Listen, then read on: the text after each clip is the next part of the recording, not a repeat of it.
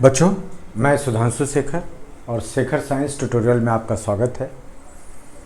तो पिछले वीडियोज़ में हमने देखा था कि एसिड और बेस जो हैं वो मेटल के साथ किस तरह से बिहेव करते हैं। तो हमने क्या देखा था कि एसिड हो या बेस हो, अगर वो किसी मेटल के साथ रिएक्ट करते हैं तो they will produce salt plus they will liberate hydrogen gas और हाइड्रोजन गैस का प्रोडक्शन होगा।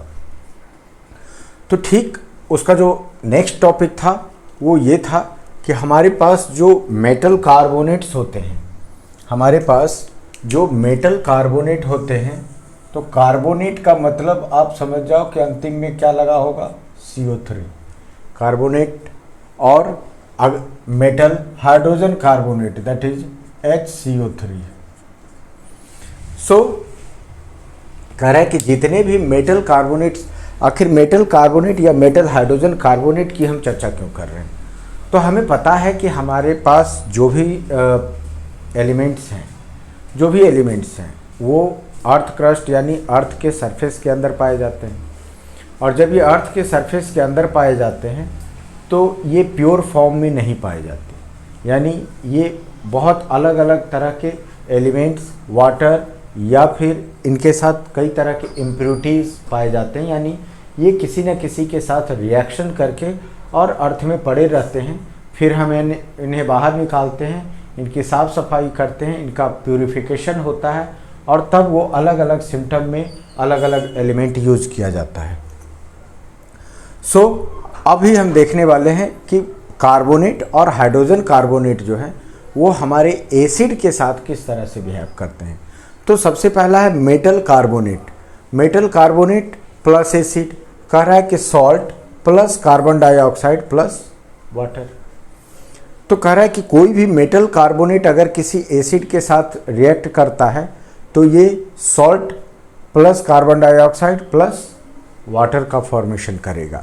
सेम कहानी आपके मेटल हाइड्रोजन कार्बोनेट के साथ भी है, और इसीलिए इन दोनों को मिला करके एक टॉपिक बना दिया गया है कि मेटल कार्बोनेट हो या मेटल हाइड्रोजन कार्बोनेट हो, अगर ये एसिड के साथ रिएक्ट करते हैं तो इनका जो रिजल्ट है, जो प्रोडक्ट है हमारा, that is the same, salt carbon dioxide plus H2O, salt carbon dioxide plus H2O।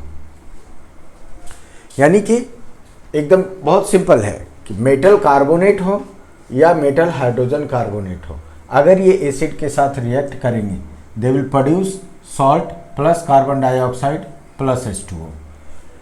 अब क्या है कि एग्जाम्पल के तौर पर आप देख सकते हो कि Na2CO3 सोडियम कार्बोनेट जो है वो HCl के साथ जब रिएक्ट करता है तो NaCl जो आपका पहचाना हुआ ही प्रोडक्ट है, plus water plus carbon dioxide. अब मेटल हाइड्रोजन कार्बोनेट, इसका एग्जाम्पल भी देख सकते हो कि sodium hydrogen carbonate plus HCl, again आपका NaCl प्रोड्यूस हुआ, CO2 and water. So metal carbonate हो या मेटल हाइड्रोजन कार्बोनेट हो, अगर ये एसिड के साथ रिएक्ट करते हैं इनका प्रोडक्ट एक ही जैसा होगा, यानी कि रिलेटेड सॉल्ट, जिस तरह का मेटल हम यूज कर रहे हैं उनसे related salt plus carbon dioxide plus water. अब ये कार्बन डाइऑक्साइड निकल रहा है कि नहीं निकल रहा है, इसको हम टेस्ट करते हैं। इसको जब हमने टेस्ट किया तो हमने क्या चुना, हमने चुना कैल्शियम हाइड्रोक्साइड, जिसको हम लाइम वाटर भी बोलते हैं, कैल्शियम हाइड्रोक्साइड। और इसके ऊपर हमने वो वहाँ से जो CO2 निकल रहा था उसको हमने कैल्शियम हाइड्रोक्साइड के सॉल्यूशन में क्या कर दिया, डाल दिया, जो कि वहाँ पर कुछ इस तरह से आपका पाइप निकाल करके और एक अलग से पॉट में डाला हुआ है NCERT की बुक में, इस तरह से सॉल्यूशन के अंदर। और यहाँ से क्या हुआ, CO2 जो है वो हमारे सॉल्यूशन में जा रहा है, CO2, और ये क्या है, दैट इज द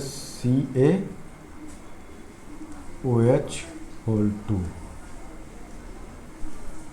तो कैल्शियम हाइड्रोक्साइड के से जब हमने कार्बन डाइऑक्साइड को पास कराया तो हमने क्या देखा कि एक वाइट PPT यानी प्रेसिपिटेट, जैसे पानी में मिट्टी को घोल दिए, और थोड़ा देर छोड़ देंगे तो मिट्टी क्या होगा, नीचे पानी के नीचे सबसे नीचे वाले पेंदे में जा कर के बैठ जाएगा।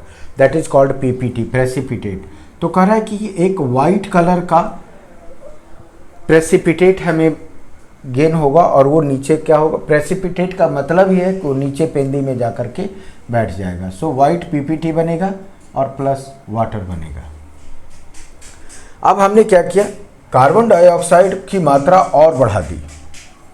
अभी मतलब ये वाइट पीपीटी बनने के बाद हमने कार्बन डाइऑक्साइड को रोका नहीं, हमने कार्बन डाइऑक्साइड और क्या किया, मिक्स कर दिया। यानी यहाँ जो हमारा प्रोडक्ट तैयार हुआ था इसको हमने क्या कर दिया, यहाँ अगेन उसमें और CO2 मिला दिया। क्या हुआ, ये फॉर्म किया कैल्शियम बाइकार्बोनेट। और हमने क्या देखा कि जो पीपीटी यानी कि जो नीचे पेंदी में जा कर के कुछ बैठ गया था क्रिस्टलाइन स्ट्रक्चर में, वो पानी में कंप्लीट तौर पर क्या हो गए, घुल गए। तो इस तरह से हमने CO2 का भी टेस्टिंग कर लिया और हमने देखा कि CO2 का प्रोडक्शन बड़े पैमाने पर होता है।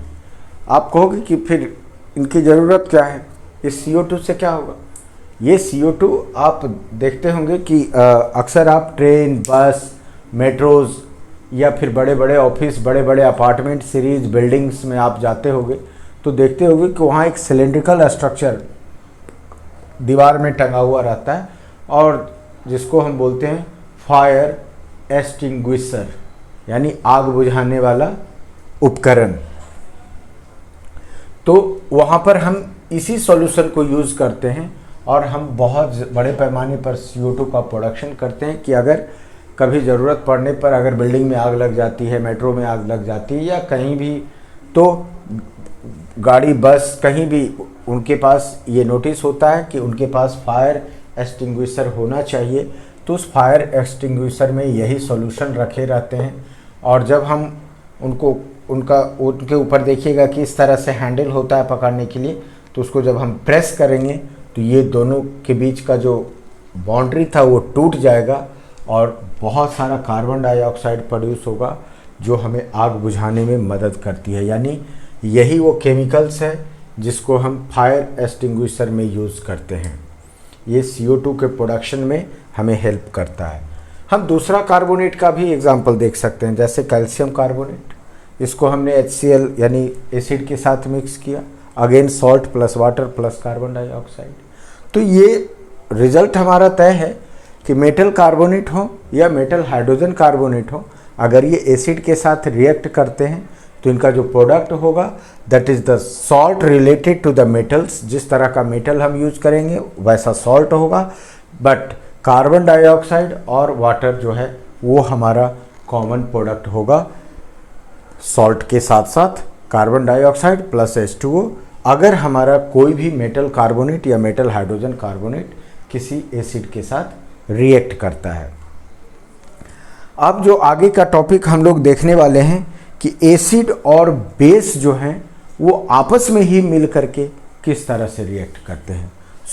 अगर हमें नहीं, अगर आपको हमारा ये वीडियो पसंद आए तो आप लाइक और सब्सक्राइब करना बिल्कुल नहीं भूलेंगे।